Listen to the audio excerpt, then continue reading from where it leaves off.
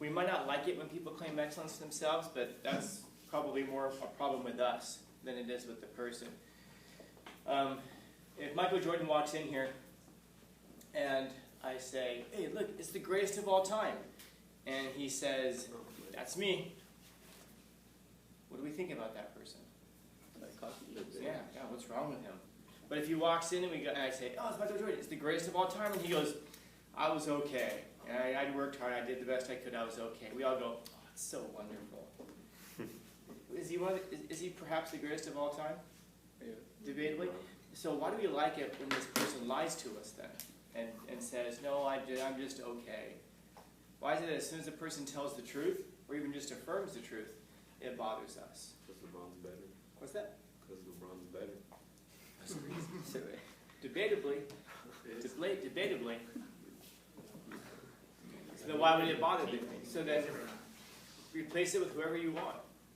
And I wonder if Michael Jordan was in here if he'd have that debate with him. Probably not. Probably not. So then, why does it bother us then if a person tells the truth like that?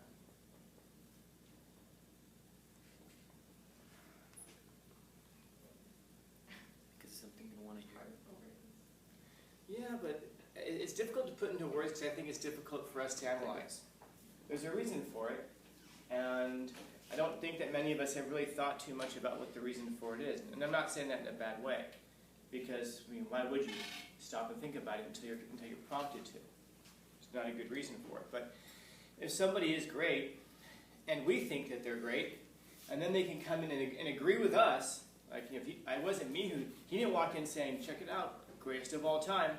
He just walked in and said, hey, was everybody go, hey, it's the greatest of all time. And he just agreed with us. He didn't come promote that idea.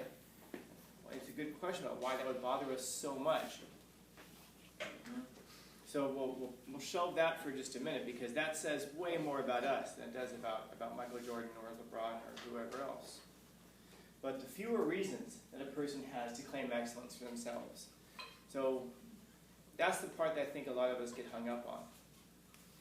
The fewer reasons a person has for claiming excellence for themselves. So what are some reasons that a person, so for example, in the case of, let's say, I guess Michael Jordan or LeBron, whoever, what reasons would they have for claiming excellence? Winning championships. Okay, so we might say number of championships. Okay. What else? Working hard to get where they are. So they might brag about their work ethic. What's that? Better dunks. So of course we're going to have trouble identifying what that means better, but we'll let it go. What else? Their salary. Salary, so how much money they made? That determines a person's worth. Game deciding plays. Okay, so you might say like Work well under pressure. Say buzzer shots, in other words, game deciding shots, whatever. Works under pressure, or works well under pressure.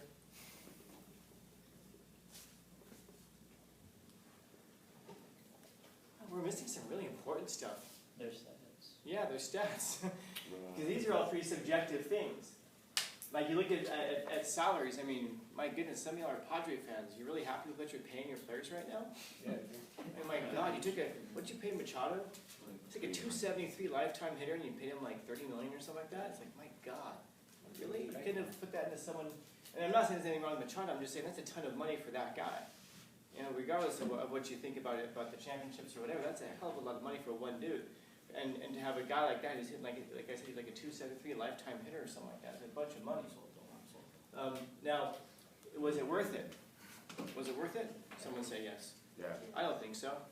But you see how that's subjective, though. We can disagree about that. So we can disagree whether a person deserves how much. We can disagree about like what better is here. We can even have a disagreement about the work ethic. But statistics, stats speak for themselves. Numbers of championships speak for themselves. And so these are all things that kind of play into it. So now, if we get somebody who, instead of like saying, let's say instead of LeBron or instead of Michael Jordan, somebody else comes in here, whoever the heck, doesn't matter. And they've never actually won any championships. They claim that they had a very strong work ethic. They made pretty decent money. In terms of like their stats, they typically finish like 15th to 20th in the league. Not terrible, but not the top. And then this person walked in. Are they justified in claiming to be the greatest? No. Is Jordan justified in claiming to be the greatest? Yeah. Is LeBron justified in claiming to be the greatest? Yeah. Both of these guys have claims to be this thing. But now the person who comes along and says, so the person who comes along and their stats were, again, not the top, but like 15th, 20th, 30th. Again, not terrible, but not the top in the league. And then that person comes in and says, yeah, but you know what? I did play for the Lakers. And we're like, oh, okay. Is he claiming excellence for himself? Who's he claiming excellence for? The Lakers, yeah. So you can replace nation, religion, race, holy cause. In that case, you can replace it with a person's team. Well, it's not that you were great, but it's that you were part of a great team. Yes, and because I was part of a great team, then that means that in a certain sense, I was great too.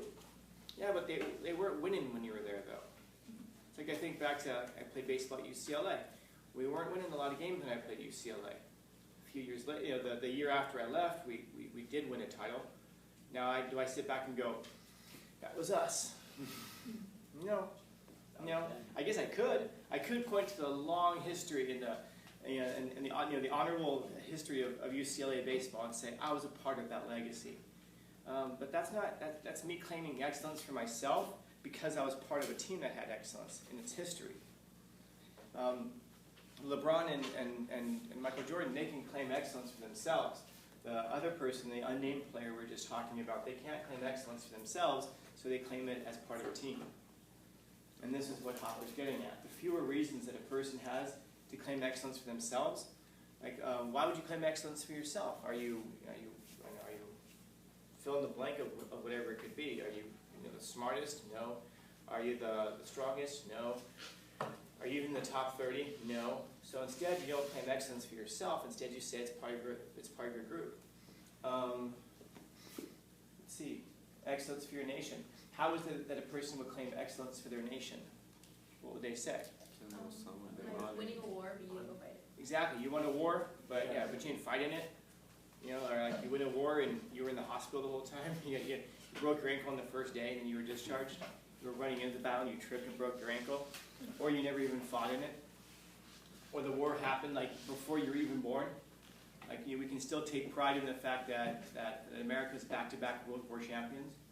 But none of us in here fought in it. And by the way, it works in the other direction too. If your country lost a war and you didn't fight in it, you weren't around for it, people can feel shame and guilt for that as well. We take on these emotions that have nothing to do with our actual performance and things. You can claim excellence for your nation, for your religion. You can claim, people will oftentimes claim that their religion is the best, or they'll have. I'm thinking of a friend of mine right now whose father was really hardcore on Catholicism. And this guy used to cheat on his wife frequently, was physically abusive with his whole family. Just not the best example of Catholicism. And yet he was always very big on, you have to be Catholic.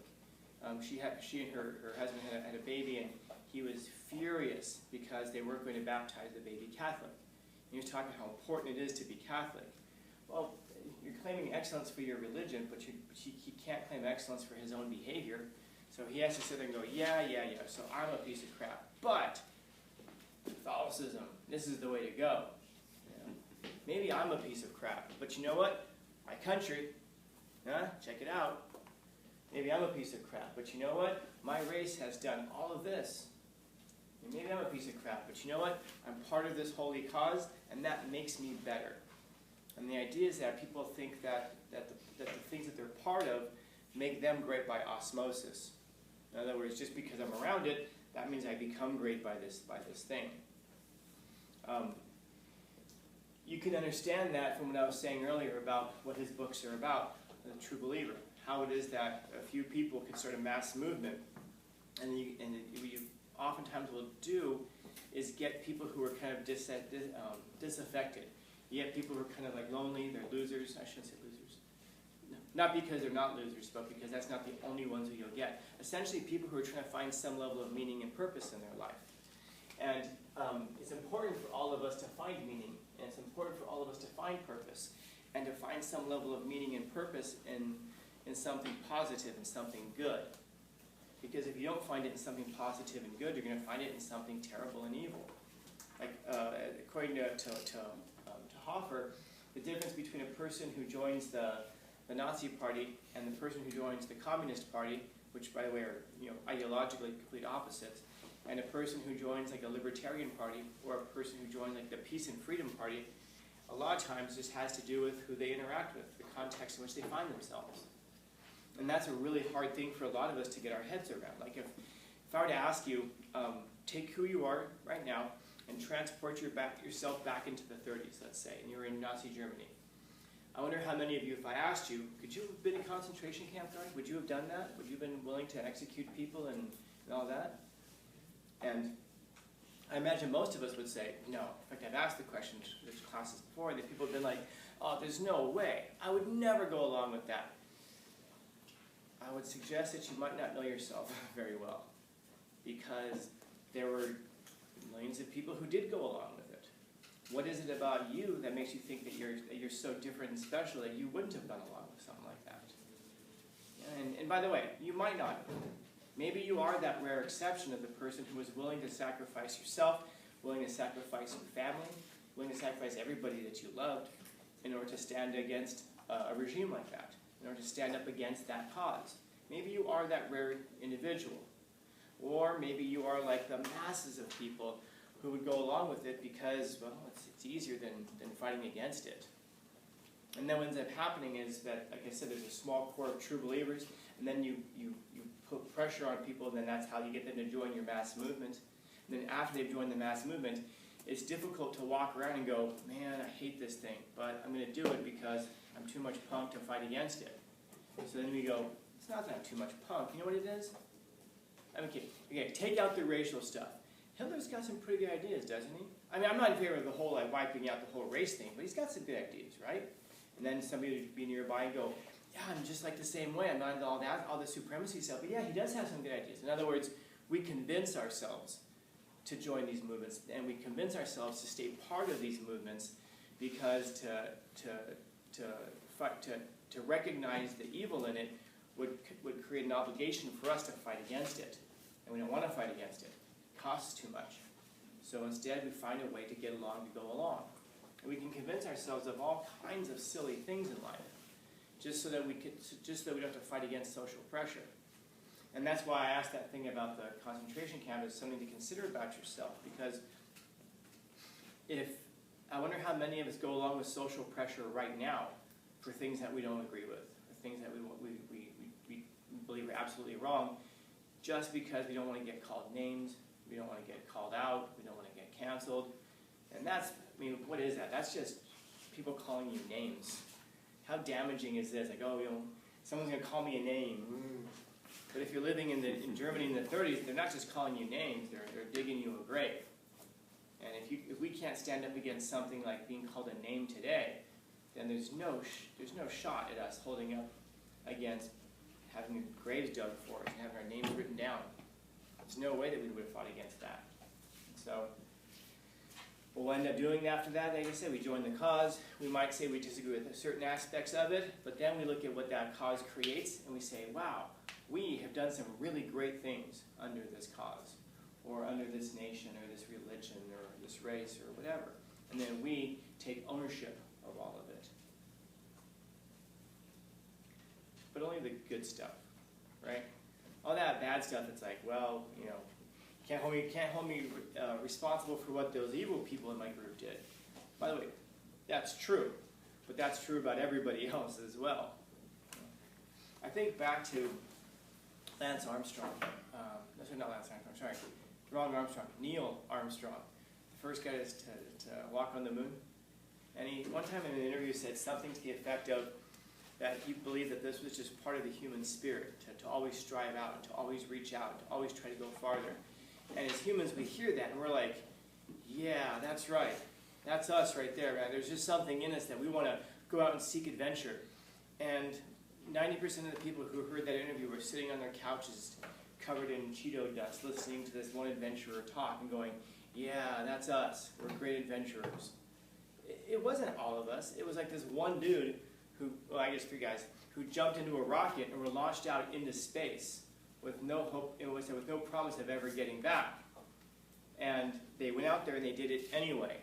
And then there were a bunch of people who were safely, sitting in mission control, who designed these rockets and launched them up into space.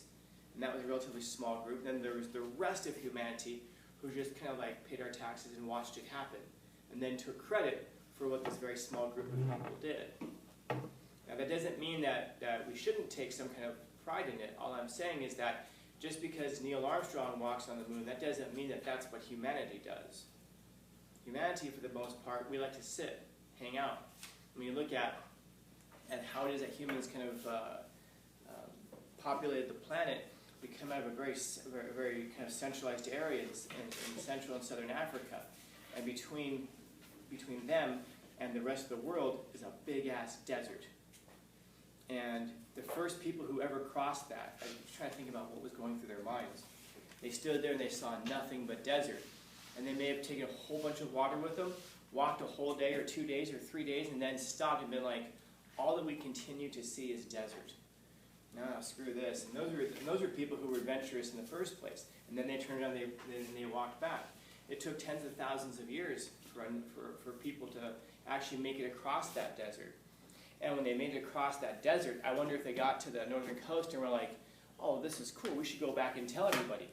And if they actually did go back and tell everybody, or if they just kept going. And then the other people who were from where they were from were just kind of like, I wonder what happened to them. I wonder if they all died. And if they went out and they tried again anyway. I would imagine that most of them simply did not, because most people don't have that adventurous spirit. There's some people who do. And then the rest of us kind of jump on that and go, that's the human spirit. All the good stuff, that's us. All the bad stuff, not so much, maybe. So, like I say, the fewer reasons that we have to claim excellence for ourselves, the more that we're going to claim excellence for our groups that we're part of. Maybe I'm not an adventurer, but you know what humanity is, and I'm a human, so that makes me great by extension. Maybe I'm not great, but you know what? My race is, so therefore I am by extension. You know, maybe I'm not great, but my religion is, and that makes me great by extension, and so forth. That's all he's getting at. And then if you're justified in claiming excellence for yourself, you're not so hung up on claiming anything about your group, because then you realize it isn't your group that got you there. It was you. It was you. So the more that you accomplish, the more likely you are to take credit for yourself.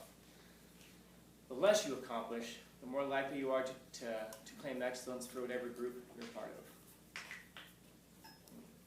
of. Questions? Comments, concerns, complaints, criticisms?